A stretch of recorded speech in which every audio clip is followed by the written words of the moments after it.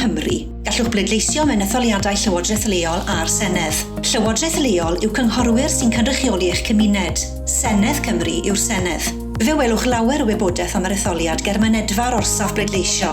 Cyn belled eich bod yn byw'n gyfreithlon yng Nghymru ac yn 16 oed neu'n hŷn, gallwch leisio'ch barn. Wrth bleidleisio mewn gorsaf bleidleisio, gofynnir i chi am eich cerdyn pleidleisio byddwch yn ei dderbyn yn y post cyn etholiad, cyn belled eich bod wedi cyfrestru bleidleisio. Fodd bynnag, os nad ydych chi wedi mynd â'ch cerdyn pleidleisio gyda chi, byddwch yn dal i allu pleidleisio hebddo. Bydd staff yr orsaf bleidleisio yn gofyn am eich enw a'ch cyfeiriad i sicrhau eich bod ar y gofrestr etholwyr. Yna byddwch yn cael eich papur pleidleisio i fwrw eich pleidlais. Cyfarwyddiadau ar gael mewn gorsafoedd pleidleisio sy'n egluro sut i fwrw'ch pleidlais. Byddwch bob amser yn gallu bwrw'ch pleidlais yn gyfrinachol.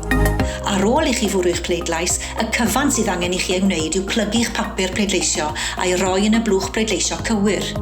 Bydd staff yr orsaf pleidleisio bob amser yn gallu dangos i chi pa flwch pleidleisio y mae angen i chi roi eich papur pleidleisio ynddo.